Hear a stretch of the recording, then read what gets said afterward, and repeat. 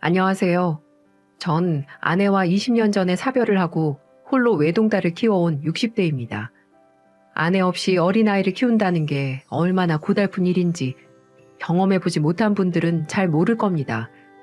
전 눈에 넣어도 아프지 않은 딸을 부족함 없이 키우기 위해 정말 노력했습니다. 엄마의 빈자리를 채워주기 위해 애도 많이 썼고 또 아이가 원하는 걸 해주지 못할까봐 일도 열심히 했습니다. 제 남은 인생은 오로지 딸을 위해 바치겠다는 일념으로 살아왔죠. 그런 노력의 결과였을까요? 딸은 크게 아픈 곳 없이 정말 잘 자라주었어요. 성격도 구김없이 활발하고 규모가 큰 인터넷 쇼핑몰을 운영하는 성공적인 사업가가 되었습니다. 무엇보다도 저한테 아주 잘하는 효녀이기도 하죠. 먼저 간 아내가 제게 칭찬을 해줄 정도로 아주 자랑스러운 딸이랍니다. 하지만 그런 딸이 큰일 날 뻔한 사건이 있었어요. 지금도 그 생각만 하면 머리가 핑하고 돌 정도로 아찔합니다.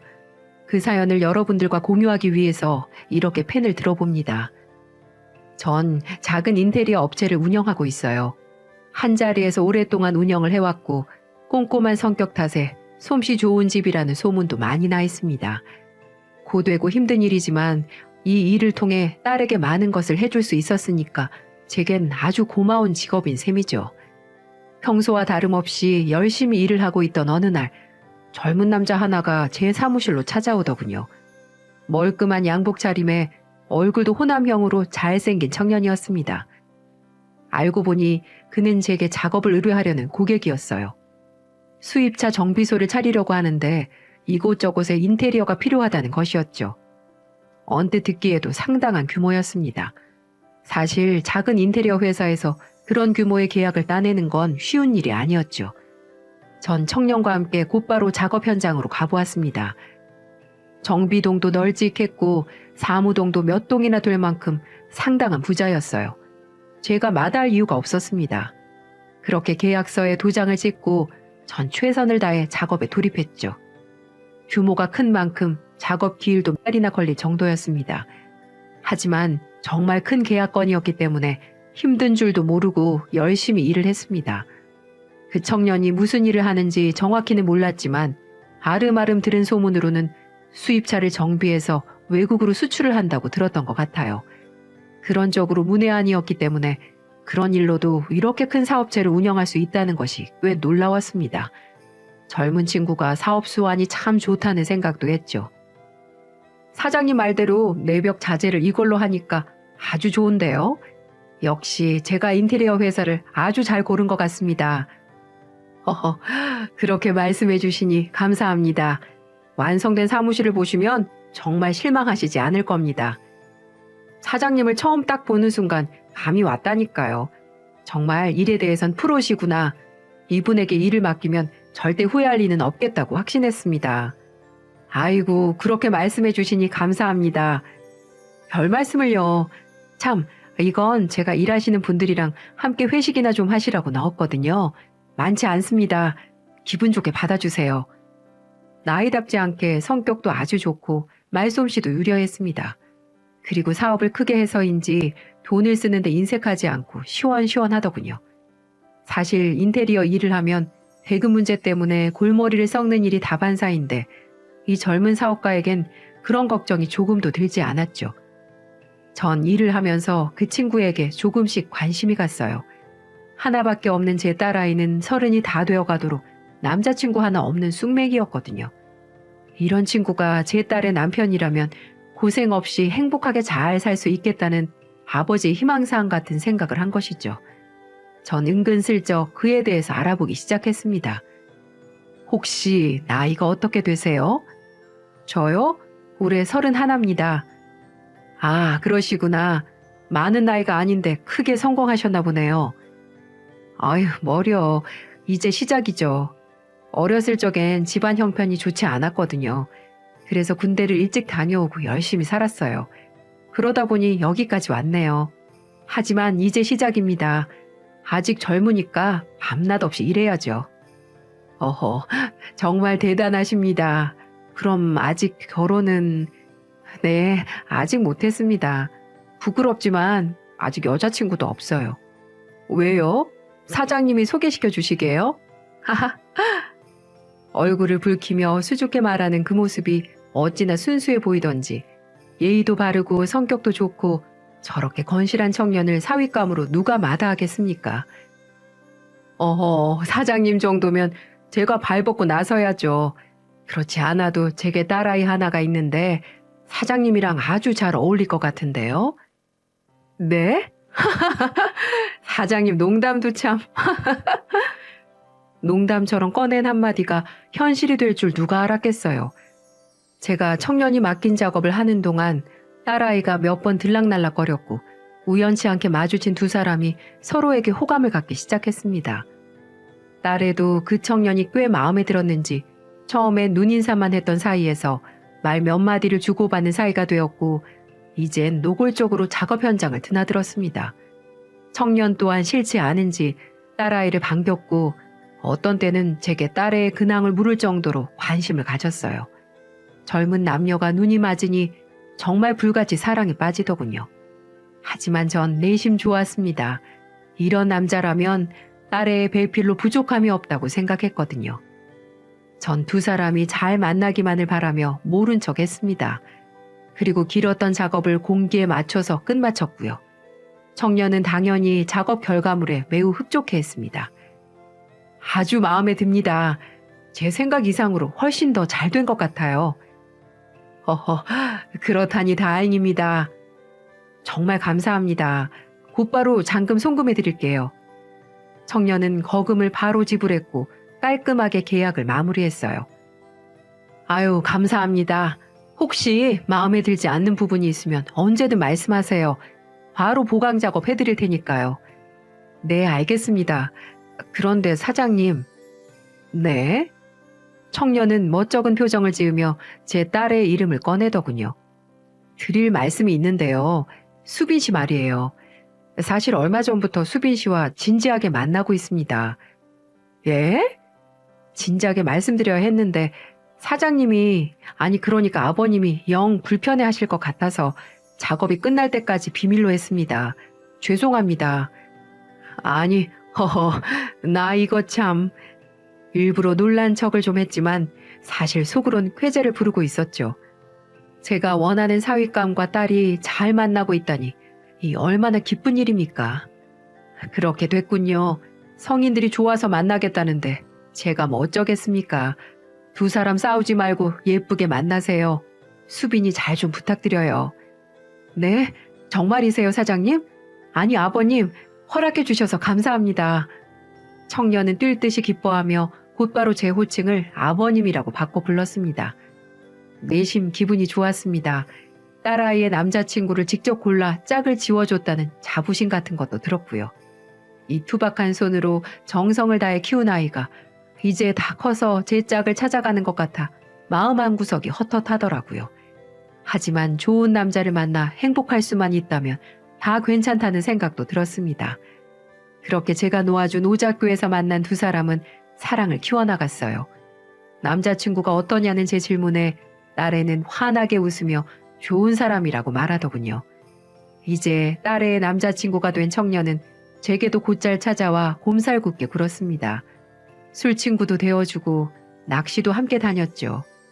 늘 크고 작은 선물을 들고 와선 제게 환심을 사려고 노력도 많이 하더라고요. 점점 그 친구가 마음에 들었습니다. 이렇게 어른들에게 싹싹하고 다정한 친구라면 제 여자를 얼마나 아끼겠어요. 사실 동네에 있다 보면 이런저런 이야기가 많이 들려오는 편인데 청년의 사업이 크게 번창하고 있다는 소문도 제 귀에 들려왔습니다. 제 손으로 인테리어를 한 정비소엔 늘 수입차들이 빽빽이 들어차 있었고 드나드는 손님들도 엄청 많다는 소문이었죠. 제 눈엔 딸의 남자친구가 자신의 사업도 잘 꾸려가는 성실한 청년으로 보였습니다. 아버님, 이거 받으세요. 그게 뭔가? 아버님이 타고 다니시는 차가 낡아서 마음이 좀 쓰였는데 이거 타고 다니시라고요. 어? 어느 날 그 친구가 제게 고급 외제차 키를 건네는 것이었습니다. 아이고, 이 비싼 차를 어떻게 내가 타고 다녀? 됐네, 어서 넣어두게. 아니에요. 중고차니까 부담 가지실 필요 없어요. 제가 하는 일이 그런 일인데요. 괜찮으니까 편하게 타고 다니세요. 그래도 이건 아니야. 난 아무래도 부담스러워. 괜찮아요, 아버님. 전 한사코 거절을 했습니다.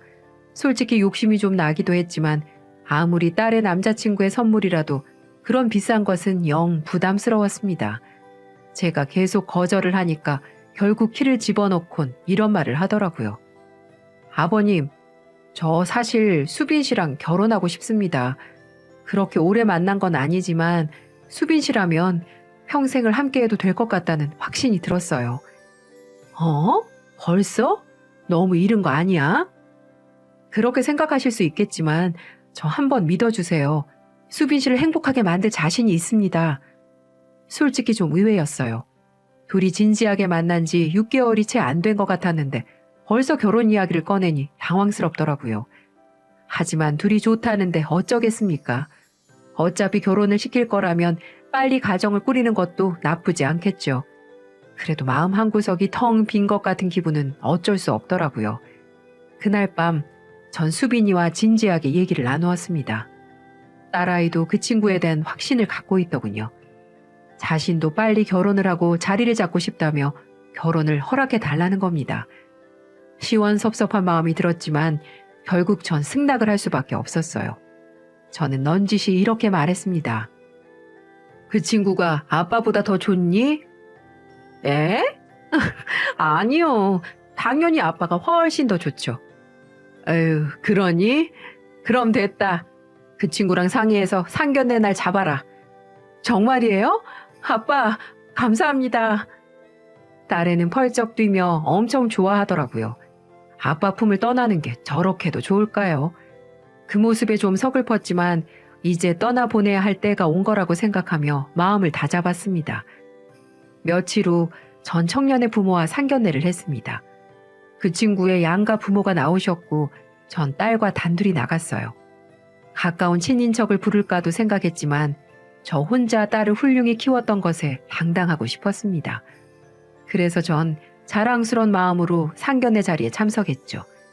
난생 처음 해보는 상견례 자리는 생각보다 화기애애했습니다.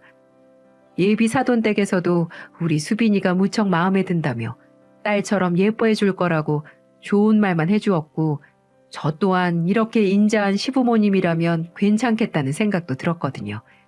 두 분의 첫인상이 예비 사위와는 좀 달랐다는 점만 빼곤 아무 문제도 없었죠.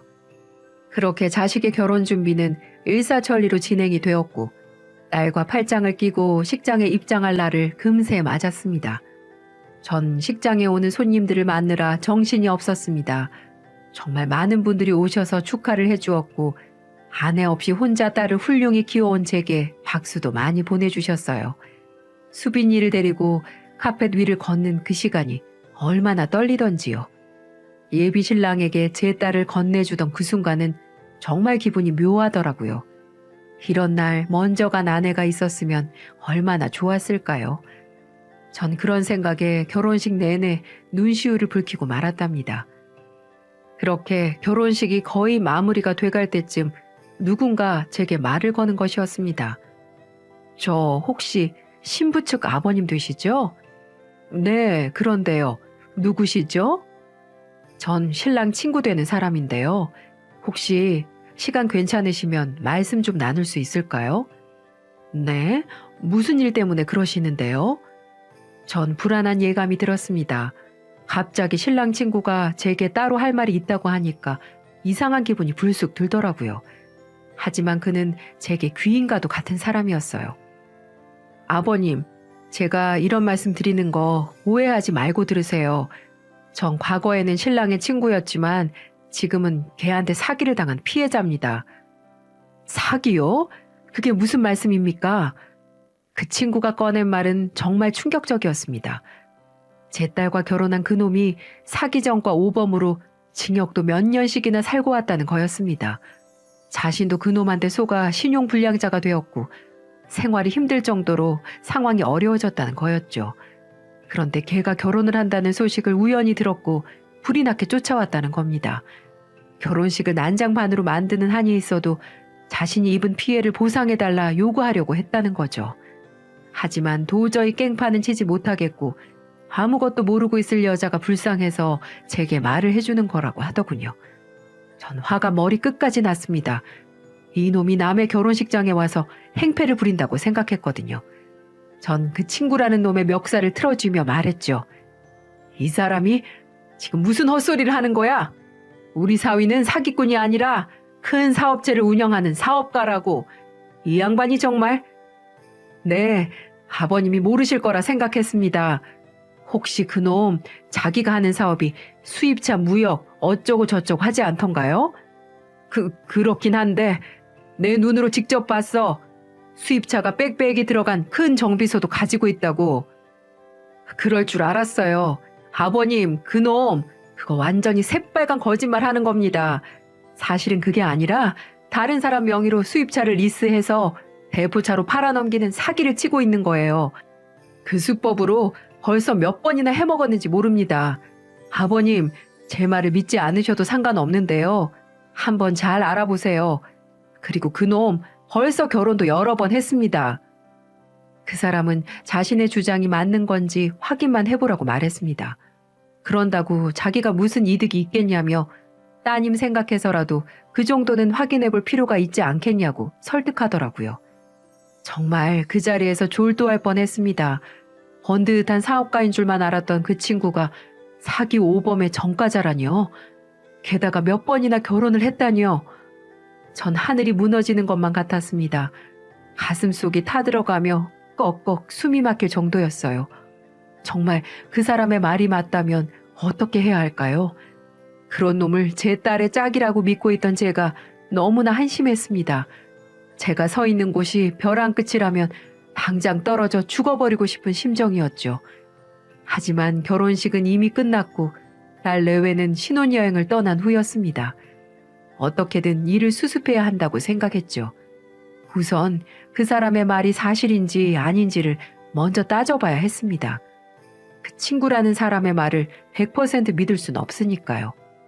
전 정신없이 경찰서로 향했어요. 네, 무슨 일로 오셨어요? 저 혹시 말이죠. 사위에게 혹시 전과가 있는지 확인을 좀 하고 싶은데 가능합니까?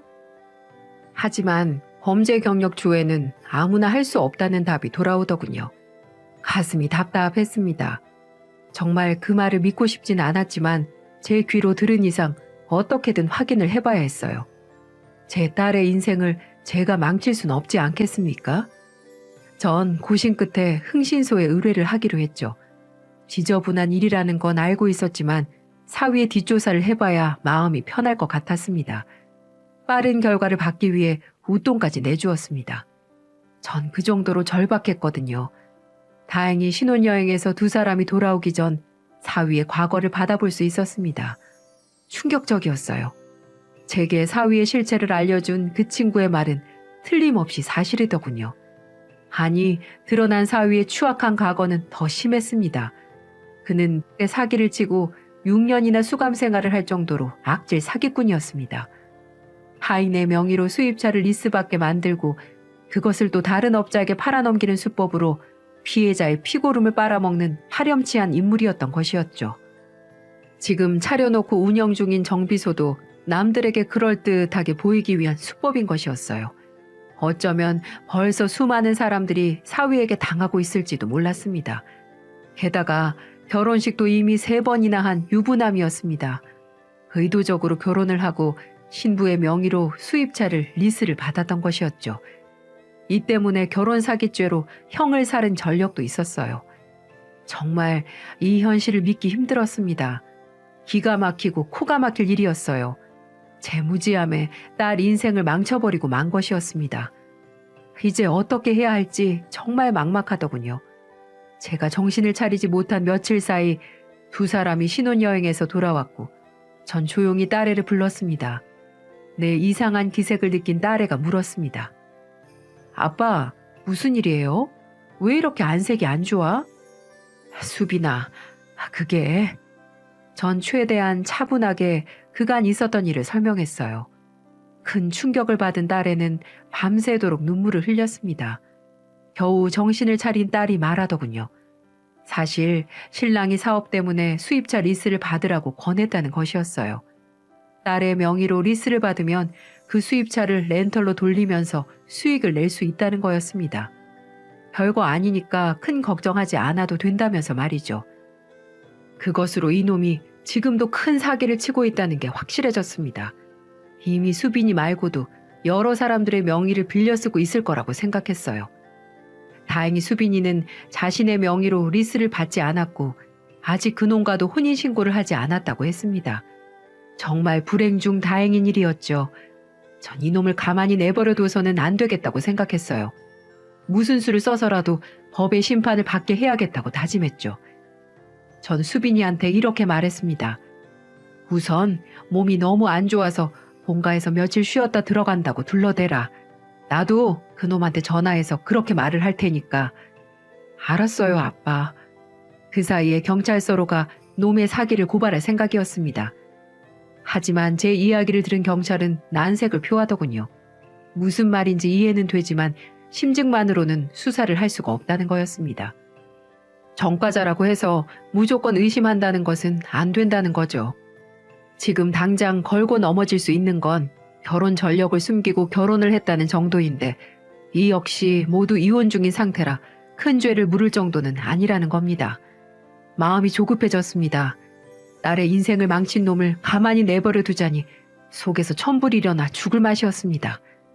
어떻게든 놈이 죗값을 치르게 만들고 싶은데 도저히 방법이 없더군요. 사방팔방으로 알아봤지만 다들 고개만 저었어요.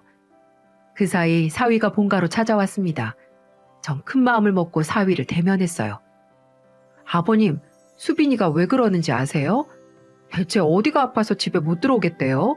병원을 가자고 해도 영 말을 듣지 않네요. 사위는 납득하지 못하겠다는 듯 제게 물었습니다. 전 시치미를 떼고 이렇게 말했어요. 글쎄, 아무래도 자네가 좀 이해를 해주는 게 좋겠어. 수빈이가 결혼을 하니까 심리적으로 좀 불안한가 봐. 그냥 이곳에서 며칠 쉬면 괜찮아질 거야. 내가 잘 다독여 보낼 테니까 걱정 말게. 알겠습니다, 아버님. 아, 그런데 아버님, 혹시 투자할 생각 없으세요? 뭐? 투자?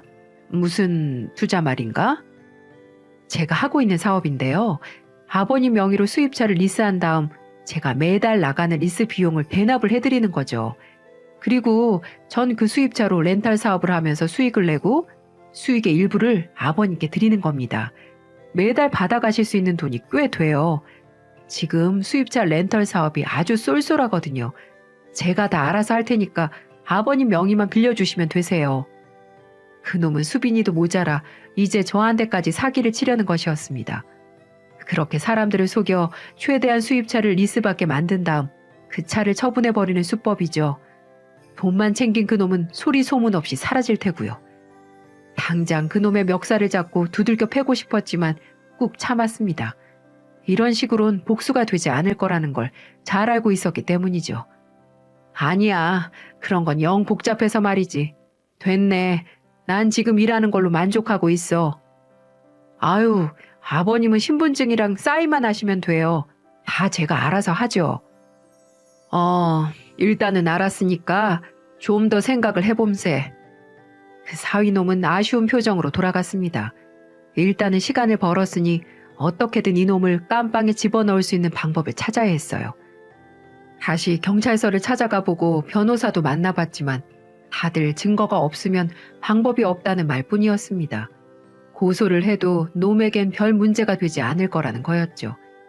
결국 제가 할 수 있는 일은 놈이 사기를 치고 있는 대상자를 일일이 찾아내 당신이 사기를 당하고 있다는 것을 알린 다음 단체 행동으로 대응하는 방법밖에 없었죠. 하지만 그놈이 누구한테 사기를 치고 있는지 알 수 있는 방법이 없었습니다.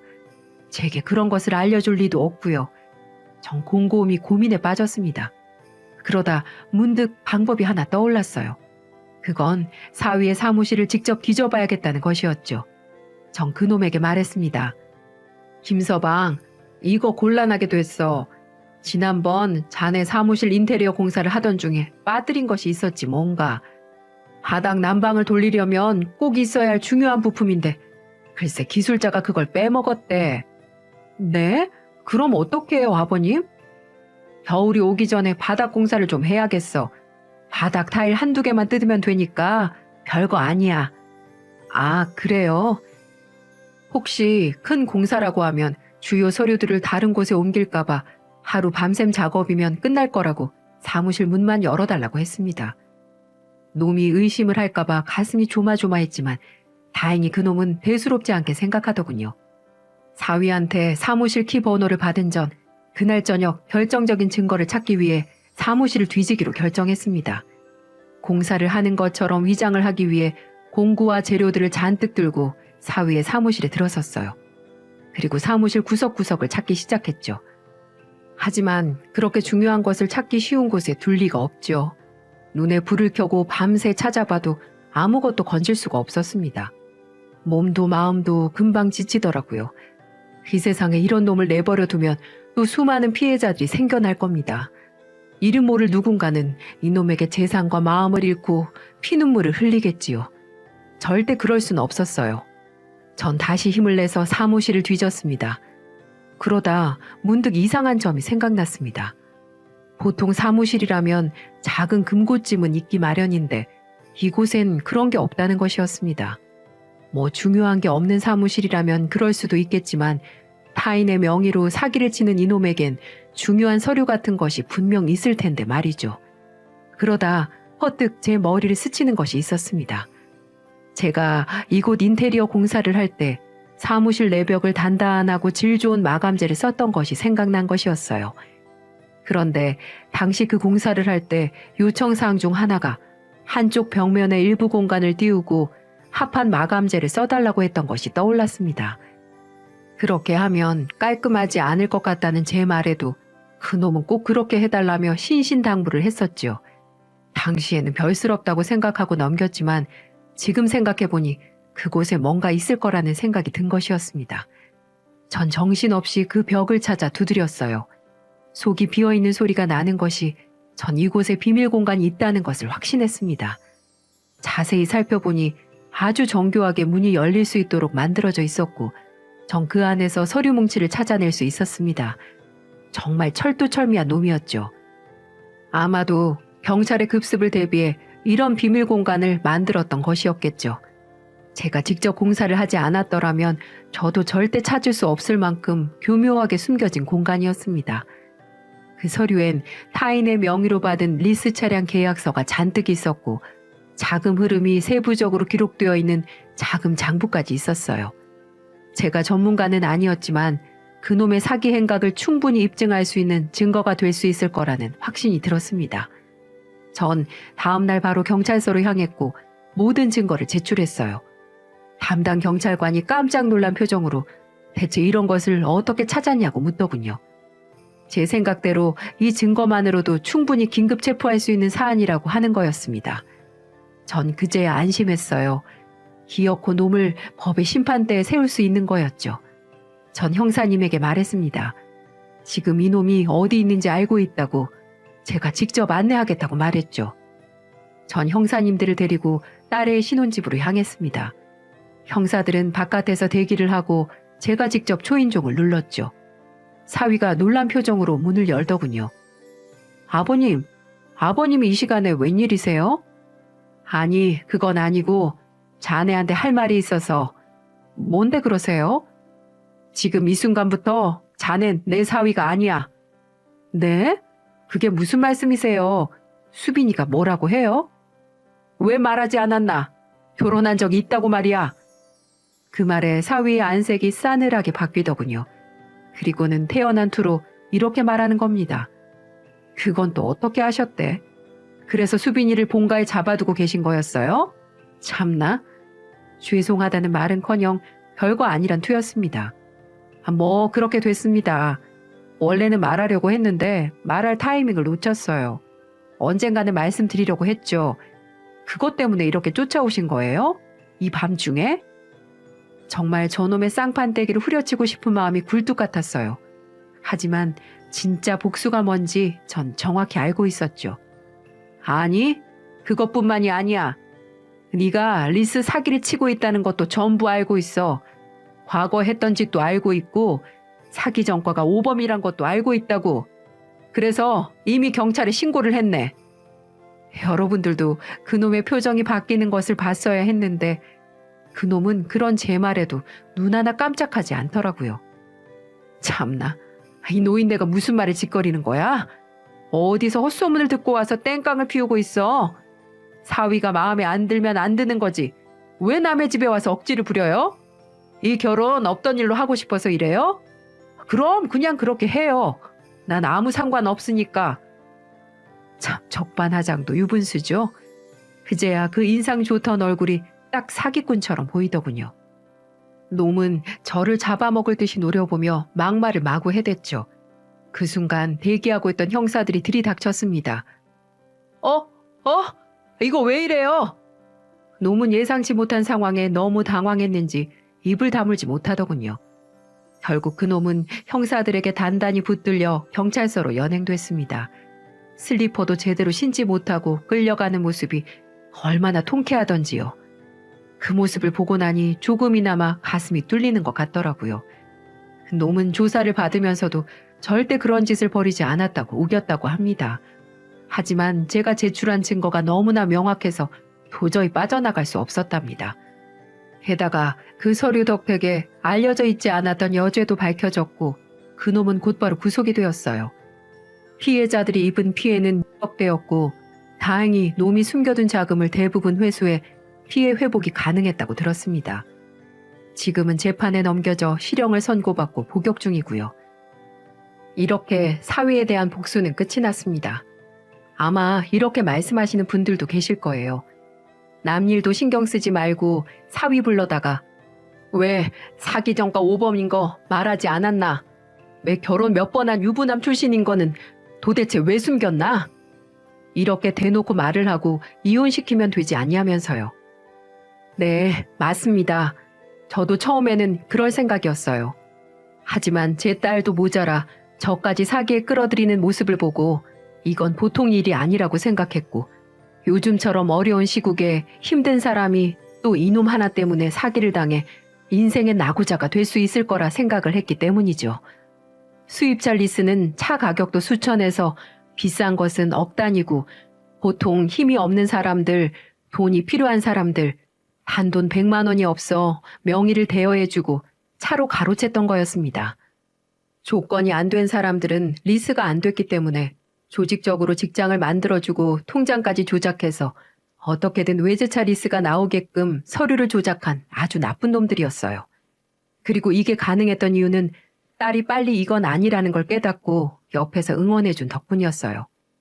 아무리 결혼한 남자라지만 사람들 피를 빨아들이는 기생충 같은 사람하고는 도저히 못 산다면서 옆에서 힘을 줘서 가능할 수도 있었네요.